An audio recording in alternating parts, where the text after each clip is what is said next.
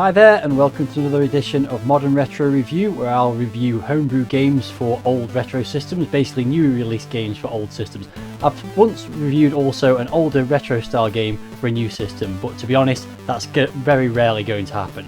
Anyway, today I'm going to be looking at Leilei Relay for the Commodore 64, which as you can see was developed by Dr. Terrors and released in 2021. It's available as a free download from itch.io, and I'll put a link to that page in the pinned comment on this video. The title has scrolled off the screen while I was talking about this thing, and it's also got a fairly annoying scrolling red dot background in the background as well. Anyway, so just to give you an overview of what this game's about before I start playing it, the itch.io page says, baby UFOs in UFO land have to train arduously before they can leave their homeworld. Historically, the most infamous of these training courses was the Leilei Relay. Collect the lanterns to advance to the next field up until you reach the UFO cathedral. There you'll attain the rank of UFO master. So there you go, that's the backstory for the game, very simple. And as you can see, the title screen has now completely vanished off the screen. So let's get the game started. We'll probably see that title screen again because I might die a few times and restart on this one. So you begin, you're a green UFO, sort of just stationary, and as soon as you start moving, gravity will take effect. So I'll just push to the right and you can see gravity's taking effect. So you tilt left and right using the left and right on the joystick button, and also you can thrust either by pressing fire or by pushing up. Fire is my preference. So the aim of the game is simply to navigate and collect these lanterns, and then you'll earn points for those lanterns.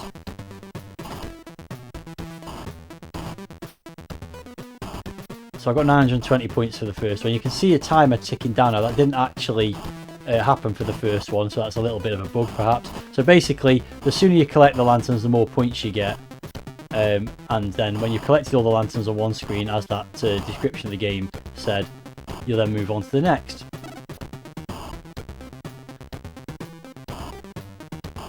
So far, not too challenging, although I wouldn't have said that the first time I played it. I have got used to the controls a little bit better now. So each level gets a little bit more tricky with the negotiating around the screen. The key, for the most part, is to just take it quite slowly. Just little taps on the button to stop yourself going from out of control. So graphically, it's fairly simple.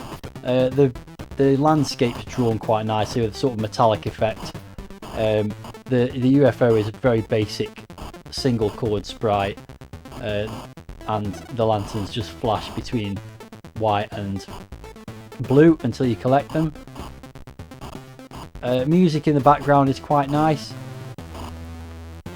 Nice little SID tune, and obviously there's also some sound effects for the thrusting of your little UFO. So here you've got to get up this gap, so it's in case it's positioning yourself right. Oh, that's very, very close to the edge, but I've managed it. By the way, if you die, then the whole level resets and you have to start from scratch. This is the last one on this level, I think. There we go. Interestingly, I've started going up there. Ooh, there you go. That's what happens if you get yourself out of control, which is why it's better to just be very gentle with the tapping of the thrusting for the most part. Obviously, the quicker you get around the level, the more points you get, but the risk is not really worth the extra reward of moving faster through the levels. So you'll have seen on the previous level, and you can also see on this one, there's like a platform thing moving backwards and forwards just to make life a little bit more difficult for you. So you've got to try and stay underneath that here. Ooh. And I've managed it. I said the level resets. That's not 100% true actually. What happens is that, well, you're about to see, it does reset. You go back to the beginning, but all the lanterns you've collected, you don't have to collect them again. You get 4 lives. I don't know if there's any way to earn extra lives. I've certainly not, on my playthroughs that I've had, got a big enough score to know whether that happens or not. Ooh, that's close again.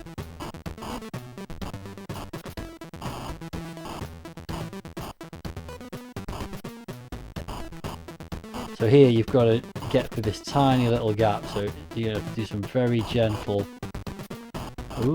thrusting. See if I can do it. There you go. but then you've got to get back.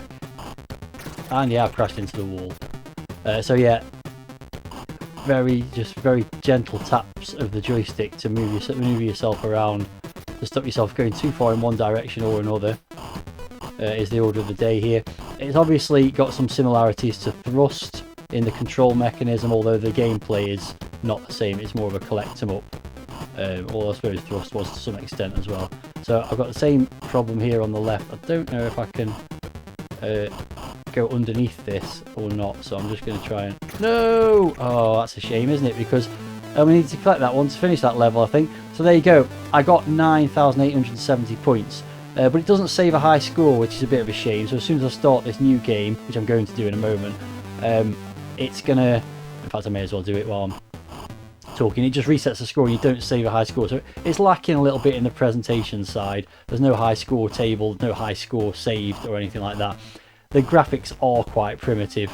You know, as I said, the backgrounds look okay, but the spaceship's not really well drawn, and some of the collectibles and moving platforms and things aren't either.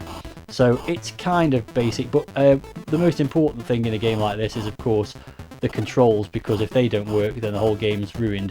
And to be fair, they're pretty good. When you make a mistake, you do feel like it was your own fault and not the fault of the game. So what I'm going to do is play through the next couple of levels and then restart the video hopefully when I get to that fourth one, and see if I can get a little bit further, rather than you watching me do the same thing again. I don't really have a whole lot else to say about the game already, even though I've only been playing for a few minutes. It's that time again where I say thank you to all my channel members, whose names you can see here in my Supporters Hall of Fame. If you're enjoying this video and would like to join these fine folks and support my efforts, why not become a member yourself? For a monthly fee starting from just 99p, you can get access to the special membership perks shown on screen, and more besides. If you're interested, then please click on the join button below this video for more information. Okay, so back on level 3 and trying to negotiate the same areas as I was before. Oh dear. Oh, that's very close. I've got almost no left to right motion here, so it's going to be very slow, but that's possibly for the best. There we go, a little bit more there now. So far I've got to this point without losing any lives. Let's see if I can do this bit right this time. And there we go, I've completed that level. So, oh dear, I've just thrusted just as I started the new level and gone straight into the ceiling there, but never mind. So here we go, I'm on level 4 now, I think this is. And, or is it 5? I'm not sure. And it's blue, and it's more of the same basically. There's some added additions to the environment a little bit there, I guess you could say. Oh no, I don't know if I'm going to have to go down this left-hand side, sideways on, which sounds like a terrible thing to have to do, but let's give it a go. This could be where I run out of lives. I don't know how I could possibly do this. I can't fit down that gap any other way, can I? So, oh no, crashed. I'm going to go this way around and hope I can get up from the bottom. No, too fast. Oh no, and there we go. That game didn't last much longer, did it? Do I need to play again? Okay, I will play again and see if I can get to a bit further on that next level. And again, I'll restart the video at that point, and if I don't, then I don't know what I'm going to do. So let's see how it goes. Okay, so here I am back on level 5. No, 4. I don't know which one it is. I think it's 4. And yeah, I'm gonna try and navigate this way around, see what happens. I assume I'm going to be able to get back up there at some point, unless it just ends up being a bottomless pit. Oh god, I'm really making a mess of this. I have got all my lives, or I did have until I did that, all my lives left, so, but it's all getting a bit cramped.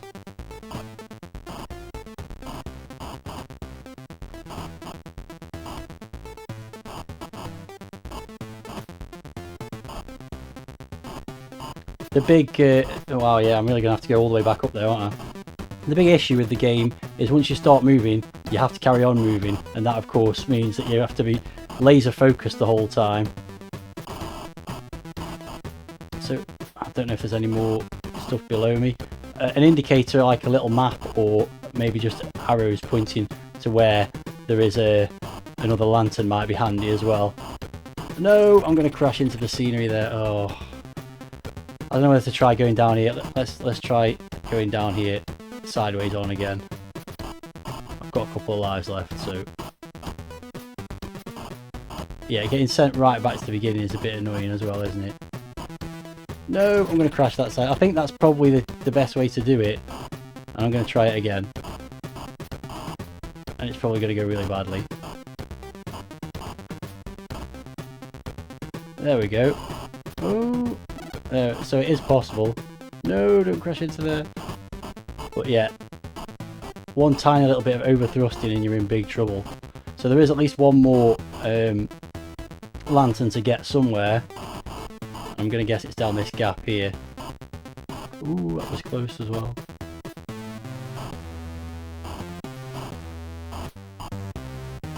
Here we go. I'm going to complete the level. I am. Okay, so I've never seen this level before. It's pink.